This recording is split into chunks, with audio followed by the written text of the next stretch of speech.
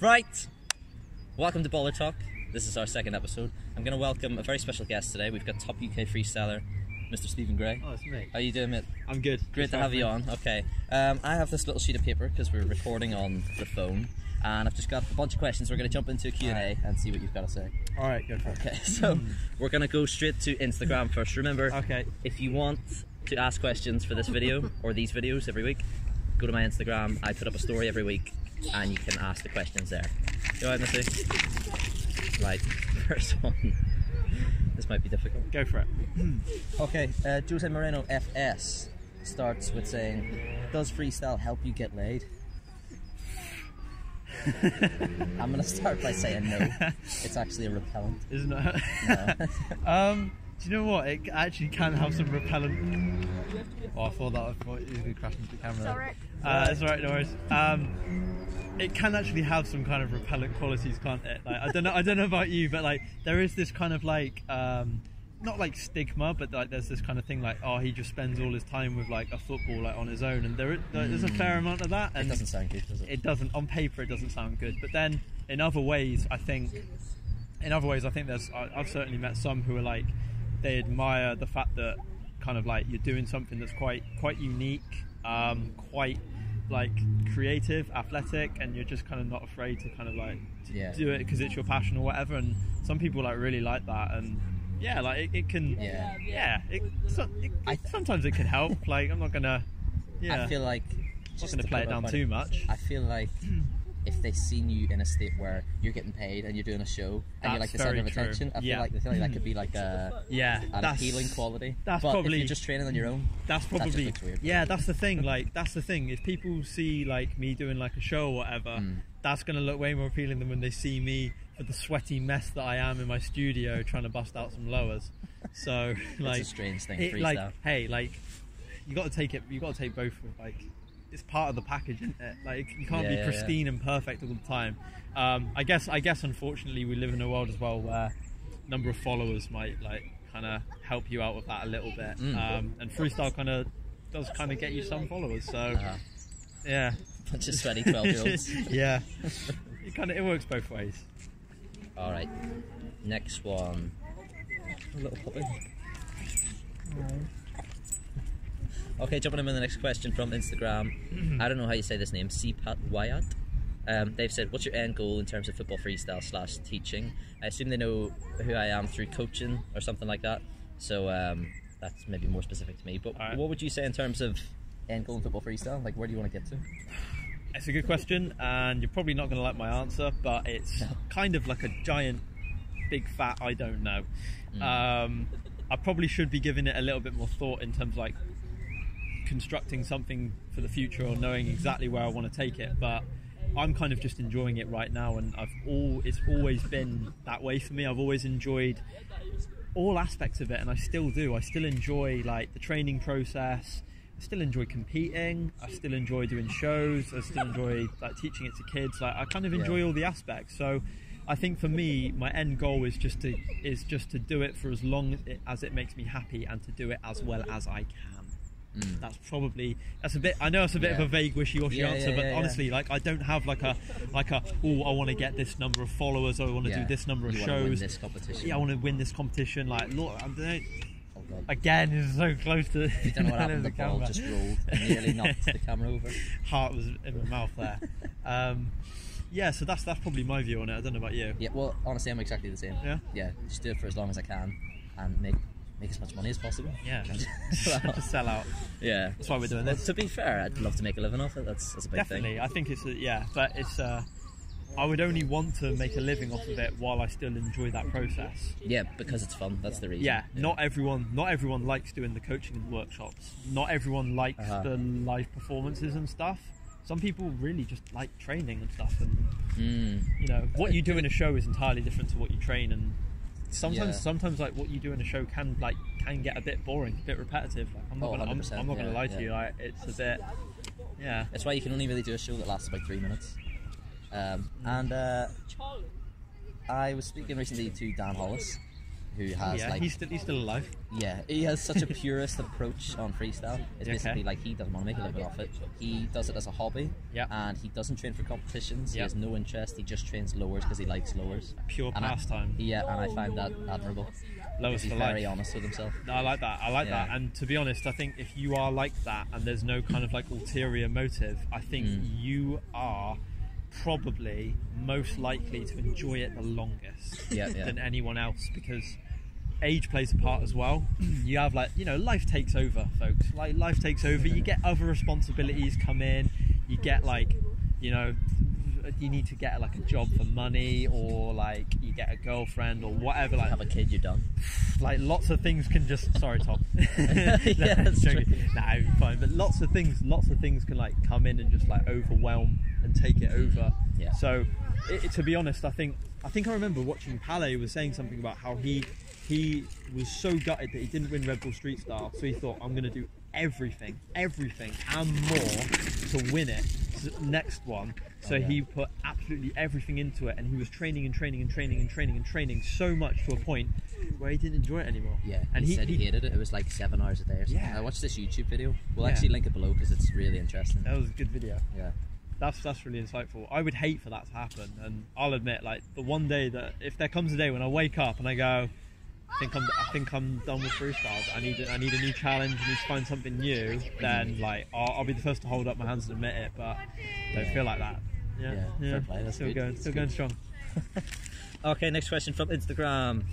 Pretty much a quick fire one. Chris Lewis FS asks, for Steve, eat meat or never be able to freestyle again. Do you know what? I've been asked this question the other day, and it's one of the best questions anyone's asked me, because it is genuinely really, really tough, and I had to sit down and properly think about it. So basically, if I can rephrase the question slightly, I'm being presented here with a choice of, would I rather give up being a vegan or having to quit freestyle? Yeah. Okay. Now, if it's a case of you have to like, I don't know, but that in itself, what I've just asked there, is very different to eat meat or does he mean regularly or one-off? One piece of meat and then have to live with that and continue to freestyle, or don't do it and never freestyle again. Okay, that's an easier answer. Okay, well that's I probably maybe could eat it if it's been like, I don't know, maybe, and then that enables me to. I mean, like, don't get me wrong, I'll be very sick and everything. Like I haven't had meat in like 5 years, so like I'll be ill. But if it enables me to like carry on freestyle in this weird Chris Lewis hypothetical, then so be it. I can carry on freestyling happy. But if it's a case of like you have to eat meat and like regularly, so effectively quitting veganism or quitting freestyle, if you had asked me this question like 5 years ago, maybe even 3 years ago, or 1 year ago, I probably would have said like, I can't live without freestyle. These are two things that are now like, they're so pivotal to my identity that they're both really hard to give up. But do you know what? I think just with everything else, like veganism, like for your health, the ethics, the environment, everything, I think it would be harder to give that up. So I think I'd have to quit freestyle if it was a choice between. I don't know. The long-term choice, yeah. I mean, I've been at it for 11 years. Like, I've given it a good run. But do you know what I mean? Like, it's. I guess maybe one of the reasons why I gave up meat at first was because I had a very strong link to it, thinking it was going to benefit my freestyle, and like it did to a small extent. But now if you like take that out of the equation and like you think of all the other reasons why someone doesn't eat meat or is a vegan and everything, you realise it goes like well beyond freestyle and the sport and everything. So I guess that would to me that it would be alien to eat meat and stuff again. So but then it'd be alien not to freestyle. So good point. Very good question, but yeah, that's probably my best way of trying to answer that one. Fair enough, good answer. Okay, next question from Instagram. I don't really understand this one. Janos, my good friend Janos, says, why you love Steve? Go on then, Sam. And I read that in his accent. So why do I love Steve Gray? I love Steve. Because he organised Ultimate Freestyle, because he's a top man, and because when we met at Red Bull Street Style, he was a very friendly guy. Yeah. Yeah, you didn't know who I was. No. And I rocked up. I actually tweeted Steve the first time we met. That's a great story, actually. Yeah. That's how we met. You tweeted me. I'm never on Twitter, but Yeah. I was following Steve on Twitter, and I turned up at Red Bull, not really knowing who anyone was, and I'd never really met anyone. Yeah. Maybe like 1 or 2 people. I think Scott Penders and Mo. Unlucky. I'm joking, Scott. You're keeping it in. Yeah, but I had met a couple of people before, and then I just like we ended up DMing, but it was a tweet at first, and I said like, "Oh, where are you guys?" Yeah, and but because to set the scene though, we weren't competing in Red Bull. Oh no, yeah. we ain't those elite athletes. Like we had just come to watch and enjoy. We were fanboys. Yeah, we were. just watching. We were effectively fanboys. So, if I remember rightly, we went and got some food, and then next thing you know, we're having the weirdest like creative piddle session in the hostel. Yeah, that in weird the like drag flick up thing off the hill, and really good. So obviously everyone else in the hostel can just hear the floor banging and be like, what is going on? Yeah, I'll put some clips up of it. That was a good story though. I remember that. That was good fun. That's one of my favourite trips ever, by the way. That trip to London. Yeah. Okay, next one. It's Holly 2019 says, will you ever come to Belfast? And that must be a question for you. I've actually been to Belfast before. Interesting story. This is I won't go into the full details, but basically I went over to Belfast and I did a show. I was like one of the side entertainment acts for I think it's called trials biking, you know, when they do they've got all the obstacles to get from A to B. Yeah, I used to play a parkour on bikes basically. So I was like some entertainment at one of them, and cut a long story short, I was staying at the house of the guy who was like hiring me for the event and everything, and I was with like his like family setting, like his children, godchildren, it was very strange. The event didn't go ahead on the Sunday because of the weather and everything, and even with that aside, I didn't get paid from that trip. It was but he was such a nice guy and everything as well. It was a bit weird, but it was a definite learning experience for me. And he was from Belfast? And he was from Belfast. Did he pay for the flights and stuff, or did you do that? He did. Okay. As I was going home on the day, he just slapped like £150 in my hand and went and said, I'm going to be wiring the rest to another guy who was organising it and everything. I was like, okay, and I just took his word as gospel, being naive that I was and everything. This was many years ago, but while I was in Belfast though, for that weekend, I really enjoyed Belfast actually. Yeah. It was stayed in Newton Ards. Oh yeah. That's where I stayed. But Belfast, like city centre and everything, I really liked, and I would love to go again. Yeah. Belfast is a nice city. Yeah. Belfast city centre kind of improves every year. Yeah. Maybe less busy, but it's nice to look at now, relatively. Yeah. I like Belfast. Yeah, I'd love to come back. Yeah, I was actually worried about not getting paid for an event recently. I did a job for Santander. Okay. Did you see it was like the UEFA Champions League trophy tour? Oh, the trophy tour, yeah. So I did a little thing for them. Yeah. It wasn't difficult or anything like that, but they didn't pay me they only paid me like 2 days ago, so it took like 2.5 months for the money to come through, and I was really concerned.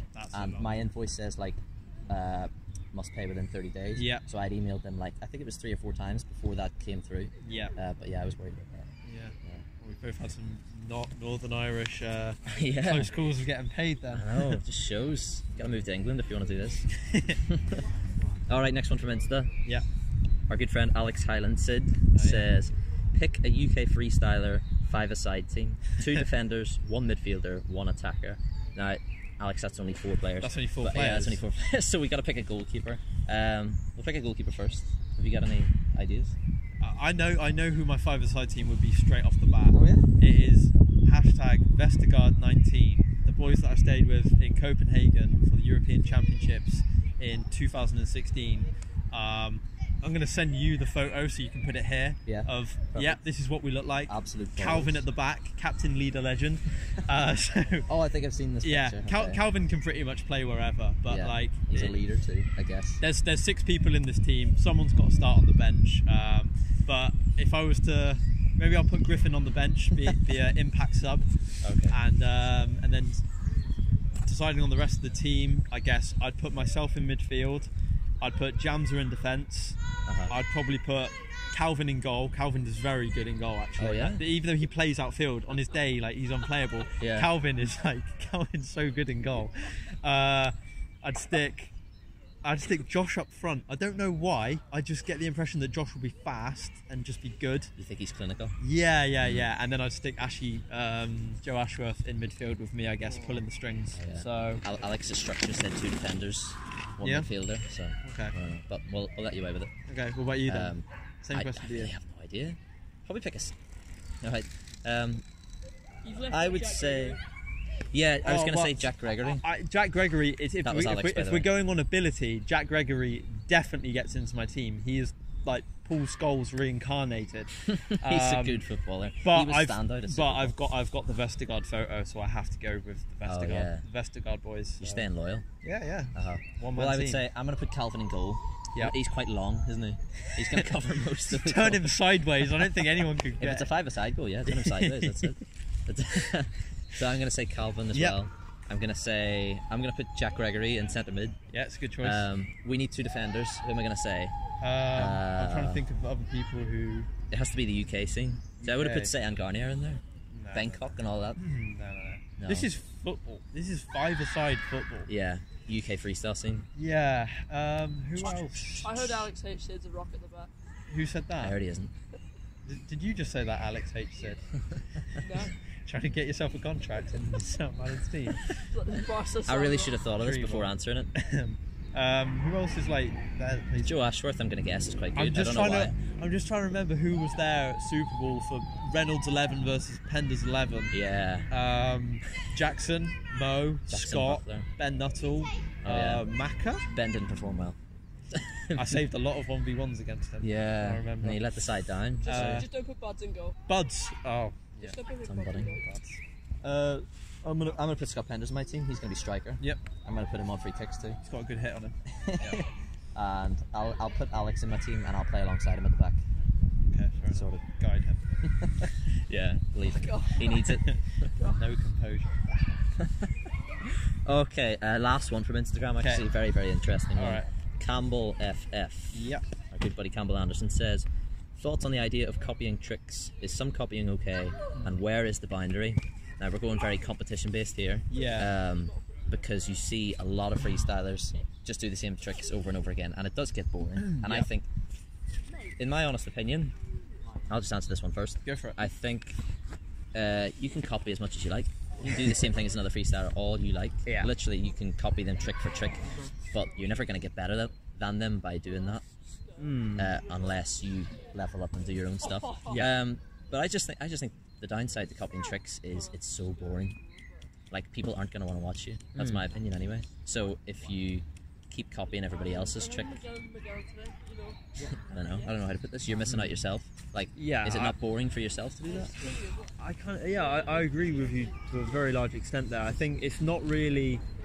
There is a lot of copying going on, but I think that's partly just because of the culture that competitions have created, where there is kind of like this winning formula to competitions now. Seems to be. You know, as close as you can get to Ireland for girling, the more likely you are to win a competition. You're a noob if you can't do J-stall for a start. I know. So like you just gotta copy that one. Like, but overall, I agree with you. There's no physical force in the universe to stop you from copying others, and I definitely do like seeing what other people do and go, I'd like to try that. And if I can get it, then maybe I will think about trying to do it in a different way, a different variation, make it my own, make it harder, like whatever. Like it's you know, what was it they say? Mimicking is the sincerest form of flattery or whatever. If I made a trick or something and someone took it in a way like they wanted to do it, like you would be honoured by that. I don't know if I'll go honoured, but need to come up with a trick first as well. But you know what I mean? Like I think freestyle is a sport and it's a creative one, and we shouldn't limit ourselves to be like, oh, this guy came up with this, so only he can do this. So like, you're not allowed to do that. That's pathetic. Come on. But at the same time, if it's in a competition and one guy has created this trick and he does it, and the other guy replies with the same trick, that's a complicated situation. What you said earlier, you said you are disadvantaging yourself if you don't copy them and go one up on them. Yeah. I agree with you. I think if you're going to copy someone in like their kind of signature thing, like you gotta do it, and you gotta add something. It's not like it's good. I rate when people do respond to it. I like the old kind of battle mentality, even if they point before and do it, and this, if it's a trick that they always do, then that's good. I think that's being flexible with your trick set, and I think that's really good. Yeah. But I agree with you that when you said like you're kind of, if you spend all your time copying others, you are missing out on potentially doing your own tricks. And we're both wearing the same shoes. We're both wearing Swift runs. Yeah. Oh, I got these with a JD shoes. Yeah, same. No way. Yeah, you are missing out on potentially being able to like, make your own tricks and stuff, and that's fun as well. Like, it's you want freestyle to be fun. And obviously, when you start off, you're gonna copy tricks. You have Definitely, to. you have to come up with ideas. Tuzani invented a Tuzani around the world. You're not just gonna not do that. No, you're gonna want to You want the basics. That's what I mean, and there's no harm in seeing like what is out there and what's doable, and going like, well, how long is it going to take me to be able to do that? Can I even do that? Yeah. Of course you can. Yeah. Hope that answers your question, Campbell. Good question, Campbell. Very good. Okay, basically I was going to finish off our little show by just asking you a bit about the Ultimate Freestyle competition. Sure if you thing. don't know, Steve Gray organised Ultimate Freestyle, and it was a fantastic competition, very well run. He did it again the following year, and it again went very, very well. Yep. From what I've seen anyway. We were happy with how it went, It was good. It was a lot of planning, a lot of stress and everything. This second one, we didn't have as much time as we wanted to organise it, to be honest, so... And like, there's lots of things that, just loads of things behind the scene that people just don't see or won't know about. So, like, for example, our host, I'm not even joking you, our host, I rang him up 2 days before. This is the presenter? The presenter, the guy on the mic, 3 days, 3 days before Ultimate Freestyle, and he couldn't make it. And I was like, right, I've got 3 days to find a host. Luckily, Showtime stepped in and absolutely killed it. Showtime was brilliant. But yeah, Ultimate Freestyle, I never ever thought that that I'd be in the position like where I was organising a competition. Obviously, I'm not going to take all the credit. Ash Randall, Keelan Phillips were the main guys that organised it. So it's really good that we had that opportunity sort of fall in our lap, really, with the guys at Ultimate Stance and Ultimate Dubs, and really appreciate their support and being able to make this platform. And it was just it's really, really, really overwhelmingly positive, the feedback that we've had from it, and just so nice to hear people like just say how much they enjoyed it, and on the day just get everyone under one roof, and the atmosphere was good. Like, it's just really, really like humbling, honestly, is the word. So hopefully, fingers crossed, we can have more, but I'm going to be honest, I'm going to be realistic about it. It's not entirely within our hands. It's kind of up to the people with Ultimate. They've got targets and everything that they want to kind of like do and everything, but I think it has gone down well with them. So 100%. hopefully it can become like a long-term thing. But we'll have to see. One of the issues though actually is like if we did it again, like maybe in like November, because March this time of year presented a few problems for people like with school and stuff, but if we had like another one in November, and like, because we're getting kind of a fair few like international freestylers like come over and stuff now, I have a funny feeling we could have a problem where like we've got too many people, like the warm-up area alone, like I remember like for myself in the first one, how many went to the first competition? First one, 38 competitors. I think 38 competitors. That rings a bell. I think it was that. And it was you couldn't all warm up at the same time. No, straight up you couldn't do it. You work with what you got. Most of you could, but so there's a little bit of potential worry that we may have so much interest that we've kind of like outgrown Telford International Centre already, and we have to kind of maybe, me and Ash have spoken about this before, like we've kind of said like maybe we'll have to kind of take Ultimate Freestyle elsewhere, be an add-on to another event or something. Like, we're just kind of thinking about it, but for now I think I feel like we could, as long as it's growing bit by bit each year, like with the sponsors and like everything, like I feel like our setup this time was a lot more professional. The live stream, like lots of things that we just managed to. I was glad to be able to see that actually. So fingers crossed we can have another one. But yeah, it's exciting, but it's also kind of stressful. Yeah. And one of the big things, one of the most impressive things, especially that the younger freestylers, like the guys that aren't going to go as far in the competition, Yeah. is that it's not in the format that the UK Champs was, where you've got to do a routine qualifier. You only get like 45 seconds on stage. If you make it drop, you're gutted. Like, these guys have a chance to battle at least twice. Yeah. So if they don't go through the first time, they can do it again. And I think the guys who aren't at that level yet, where they're going to try and compete to win the whole competition, I think they really appreciate the fact that they get so much stage time. Yeah, I think that's the best thing about it. Yeah, I think that was something I kind of made clear like from the start, because right off the back of the UK Champs, it was brutally competitive, but it has every right to be brutally competitive, and you do want some competitive element to it. And big shout out, massive credit goes to Andrew Henderson and Christian Fuchs for organising the UK Champs, because it was brilliant. Yeah. But yeah, in terms of the format, I immediately looked at that and thought, well, I do feel bad for those people that have turned up, possibly travelled from really far, 45 seconds. Sorry, sunshine, you haven't made the cut. You don't get top 16. You don't get top 16, and that's your freestyle done for the day. So I kind of said, like, if we want freestyle to be like a super popular, accessible sport where you are literally like having to compete against lots of people to kind of prove your worth, then so be it. Let's give people that opportunity, to show on more than one occasion what they can do on stage. And especially for like the younger ones, like me and you, we're experienced in, like, we've been busking and doing like shows for years. But can you try and put yourself back in time when you're gonna get nervous? Oh man, I was nervous. When I you're had done first a full summer of busking, and whenever I went onto the stage to like do a top 16 battle, I was still nervous. but yeah, that in itself is pretty nerve-wracking. But imagine like you've never been on the stage and like you off. Yeah. See you, mate. All the best, mate. Take care. See you, Alex. We had a big old meet today, so That's the last one to go. So Alex is still here. Alex, will you shut up? So we can... No, what I was going to say was, if you like rewind in time, take yourself to a place when you haven't gone on stage and have people watch you do football tricks, not even busking. Like that's the kind of thing that we think, like, well, if we give people like more than one opportunity to do that on the day, like maybe they get used to it a little bit more, they handle the nerves a little bit better and stuff like that. So that was kind of our thinking behind that, because for some it can be like completely make or break. They can do it, they could find it daunting as hell and just be like, oh, I hate it, I'm never gonna do a freestyle battle again in my life. And it's not for everyone. It is not for everyone, like, fair enough.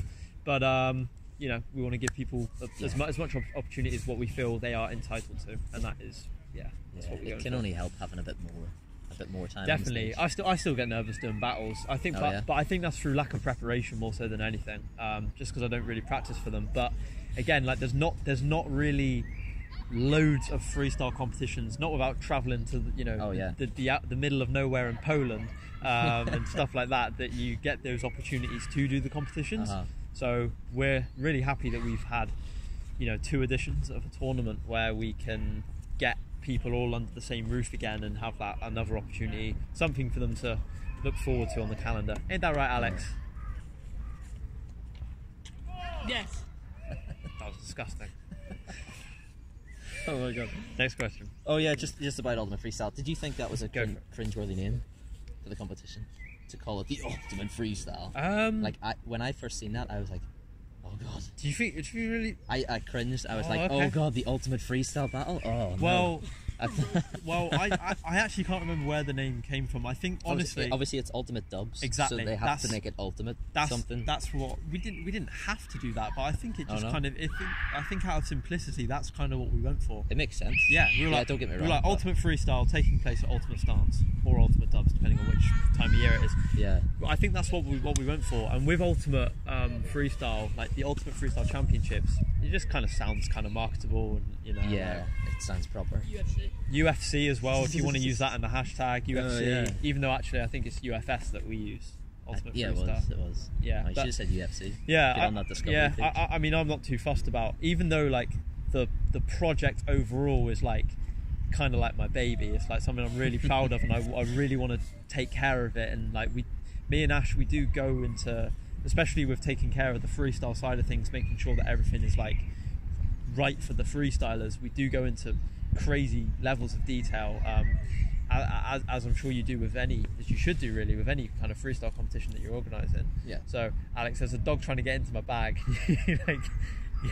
Sorry. Hey. Hey. We're going to use this sign for an advertising break. No, we're not. Alex is chasing. Okay, right, we got to get this. Oh my god! Oh my god! Alex, Jesus! just leave him. Oh my god! Leave him. Bloody hell! Jesus! Oh, there's another one. Oh, okay. Suddenly, I'm going to take my legs up here. I'm not sure I feel safe. What's that? Right, we're back. Are we? Right, now we're back. Got the audio and all that. Piss off. Yeah, the dog attacked Alex, so we had to take a small breather there. Hopefully we're... What's my... Anyway, yeah. So the name we didn't put like. Hey buddy, get him, sick him. What are you doing? Yeah, the ultimate freestyle name. We didn't put too much thought into it. No.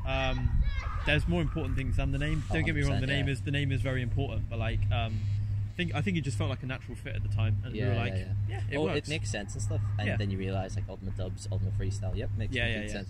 But you didn't find it cringy at all at any moment. You didn't think about that. I find it interesting that you did. I'm a little bit worried as to who else might. I think. Well, I said the same already. No, I said the same thing to Connor Reynolds, and he said whenever he won the thing, he had to put it in his bio, and he said he definitely was going to say UFS champion instead of ultimate freestyle champion. Because because he didn't want to say he was the ultimate freestyle champion. Well, yeah. I mean, I can when you read it back like that, I can understand like how it sounds, but no, like for it as a competition, like sorry Reynolds, it is what it is. Yeah. Oh, anyway. Oh yeah, I was just going to talk about Andrew Henderson winning. I was scrolling through Instagram, and I always follow the Ultimate Freestyle stories. Yeah. And there was all these guys, I think like Mark Poole decided to compete and stuff, and there's a few big names in there. Yeah. And I thought like, wow, that's going to be a tough competition. Final night. Yeah. Of registration, and I'm going through the stories, and it says Andrew Henderson, and I was like, is this some kind of joke? Yeah. Coming out of retirement to join your competition? How did you receive that news?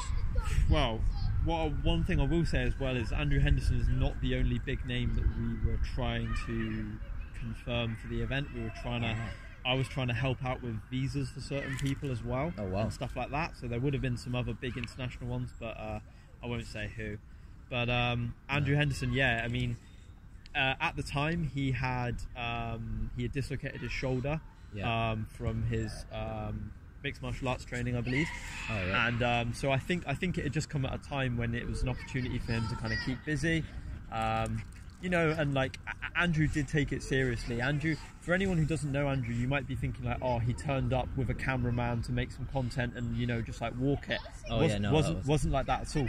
He was actually, to be fair to him, he appeared. He was in very good freestyle like condition, like he hadn't lost his touch or anything, but he was restricted in terms of transitions, handstands, like he couldn't do really any of that. So it was interesting. But yeah, I got a message from him saying like, I want to come, I want to compete, and I knew that he was serious, and it was really, really good to have him there. He was a worthy winner, and he knows as well, like because of how big his profile is, like what it would have done for Ultimate Freestyle growing and everything. Yeah. So and he let people know that he was going to be there and stuff as well. Yeah, so we really appreciate that. That was really good. And so really glad that we were able to make that happen. He was probably a bit strategic in leaving it to the last day just to make sure that he can beat everyone that's on the list and everything. Oh, maybe, I didn't think about that. But no, that's pretty much it. But yeah, he was so impressive. So his freestyle was completely simplified, where it was uppers, sits and lowers, and there wasn't really any in between. He just like did the bits and pieces, and he did enough in every single battle to smash everyone, and I was very, very impressed. But we had this debate recently. He's never lost a battle in a UK competition. No. Well, not just that. He's putting a lot on the line. He's never lost a final. Yeah, He's reached 20 out of 20. He's Isn't reached that right? 20 finals in freestyle competitions, and he's won 20 finals, which is an unbelievable stat. It's just ridiculous. Unbelievable stat, and as well, like, he doesn't. I don't know how much he trains freestyle. Probably it's quite infrequent now. He's obviously got his hand in other jars, or whatever the analogy is. That's not the right expression, is it? But No, we get you that. hand in other pots. I don't know. He's spinning lots of plates, in his life. So he's got other avenues that he's exploring. But yeah, you're right. He did keep it very simple, but effective. Like, just different level. Yeah, he knows how to win. He knows how to win. He's really good role model for the sport and everything. Yeah. And me and Alex were actually talking the other day. We were saying, Andrew's obviously retired from UK competitions now, and Griffin Berridge has become the clear favourite in these UK championships and stuff. He won the last one. I was saying, if there was a UK champs this year, and Griffin's obviously competing, he's still training really hard, he's doing well. Yeah. Andrew versus Griffin, who do you think wins? Alex said he thinks Griffin would beat him at this stage, and I said I would still go with Andrew Henderson. I think he would win. What are your thoughts on that? Andrew versus Griffin. That's a really, really good question. I think it's going to be close. It's hard to know what Griffin's levels like. Griffin just goes off the radar and but I don't doubt that Griffin is probably, he's either climbing up a crane somewhere in Lithuania right now, or he's training super hard and his level is the highest it's ever been, and he's thinking about how can I go one up on in competitions. And I think the biggest thing for me to answer that question, the biggest factor will just be the judges. Oh yeah? I honestly just think it will just be who the judges are. I think if I were a judge and I were watching it, I would like to think that Griffin would be the favourite. I think that's all I'm going to say. Is I think Griffin would do lowers, for example, that Andrew probably would struggle to respond to directly. Yeah. Do you know what I mean? He couldn't do those Abbas no touch and stuff, and alt leb, alt back, that kind of thing. So Andrew would have to just do his stuff, but he would have to do it to a really high level.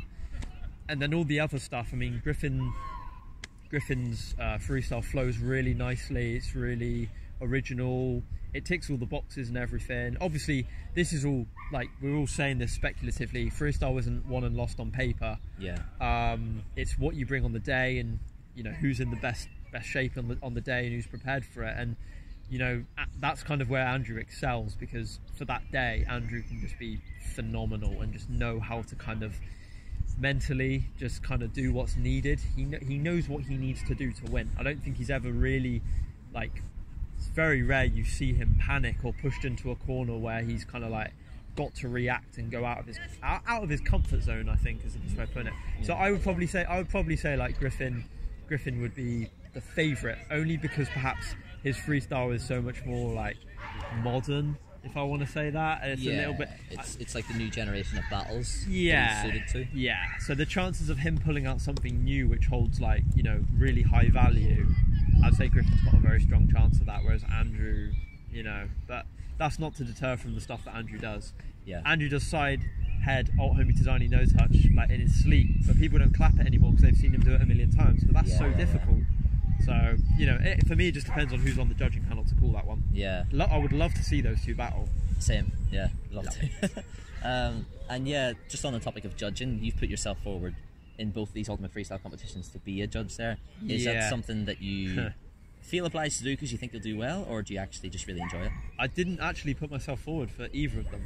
No? It was Ash's suggestion. I wanted to compete, but the truth is, especially on this most recent one, got there on the day and we're setting it up, and I see the venue and I'm like, I wish I was competing. I don't know why. You do get a bit of a buzz out of it, and competing is an interesting one for me. You have good days and you have bad days, but Ash put me forward for it, and I was more than happy to do it. Judging is, I wouldn't say I really. I do enjoy it actually, because it's a good opportunity, especially with these Ultimate Freestyle ones. It's given me an opportunity to see people that I wouldn't normally see their stuff, and it was really nice at this one to be able to properly, objectively see people and see how much some of the rookies like Mo, Luca Placentino, quite a few of these guys had really improved since the last Ultimate Freestyle. Yeah. And it's only through being a judge that I think you get to properly absorb that. Yeah, and the other main reason why I've been a judge is because, like, if I'm a judge on the day, I can still do my kind of like my organising type duties on the day. If I'm competing, however, you can't like do that because you're just so like warped in the warm up, warm down. Like 3 different worlds. Yeah. So it wouldn't really have been possible. So taking a little bit of a back seat on this one and been judge, and yeah, I've enjoyed it. Yeah, fair enough. So when it comes to like UK champs this year in the London venue, would you rather be a judge? Do you want to compete again for UK champs? Are you interested? Yeah. I don't know. If you had a choice, if you could play any role, what would it be? I don't know. If I had the opportunity to judge at UK champs, that's something that I would have to strongly consider. But at the same time, like I like competing still. Yeah. I don't love it, but I like it enough to want to compete. And when it goes well, it's great, and I'm really motivated. But then also, even sometimes when it doesn't go well, I'm not too discouraged. But you know, I know I'm not ever going to win these things, but I do it for like the personal challenge. If I was given the opportunity to judge, I'd strongly consider it. But right now, at this moment in time, because I haven't been offered that, then I would say that I'm likely to compete in UK champs again. Yeah. That's the paper. What else we got? I've not got much else on this piece of paper, to be honest. The one thing it does say, was there any upsets at Ultimate Freestyle? Yeah, me when I had to say goodbye to everyone. What's he like? Upsets in the battles. Yeah, there was one. So we had devised a system so that really there is quite a strong importance on the qualifications where you kind of do have to score well in order to set yourself up for the rest of the competition. And if you don't, then it means that in the next round, the elimination circles, the chances are you will come up against someone who's destined for top 16. Yeah. That's kind of the nature of how it works. And I suppose, yeah, one of the upsets we had was Ben Jeffries, who a lot of people, you know, little Ben. Yeah. He's only turned 13 recently. Yeah, very good, very like small, up and coming freestyler, but very good lowers. Stamina level is really good. He was beaten by Leon Vizan. Oh yes. Yeah. And Leon Vizan's qualifier was, I'm not going to lie to you, it was awful. There was double. He wasn't on that level. There was double digits drops and everything. It was bad. So yeah, Leon had to really pull his finger out in the elimination circle, and he did it. And he squeezed through by like the skin of his teeth. Wow. But then in the next round, he had Janos, and Leon produced literally that last round. Everyone will remember it. It was probably the best 30 seconds of that kid's life. It was incredible. Like, we're gonna put it on the screen. I was like out of my seat and everything. I swear, like I was absolutely loving it. So amazing. Fair play to Leon. He did cause like the biggest upset on the day. But yeah, it's nice that even though a lot of people thought that Andrew would win it and did win it, everything else was very much kind of like up for grabs really. And it was just, you know, it was really good to see everyone's different styles, different levels, and it was hard to call. But we had a lot of really interesting battles just from the people that turned up, like, you know, Paddy Bauer from Germany, and like people, just characters like that, just made it a lot more interesting this time. My buddy Niels was there. Niels as well, yeah. J-Stall. Yeah, he's something else. Really good. Right, that's pretty much it. That's pretty much. Can I speak? That's pretty much it for me. Steve, have you got anything else to say? You got any funny little anecdotes just before we leave? Because we've been chatting for a while. I'm impressed. I'm happy with. Sun's still shining. What you've given us. Yeah. Funny anecdotes. I don't know. I was just looking for something extra. Just no. Just throwing a stab in the dark here. I got nothing. No, sweet. Well, pleasure for having you on. Thank you very much. Thank you very much. If you want to send in your questions to this show, follow me on Instagram. I put up a story every week. I put your questions in there. Follow Steve on Instagram. Links in the bio. He's also got a YouTube channel. That's down there as well. So thank you for watching, and see you next week.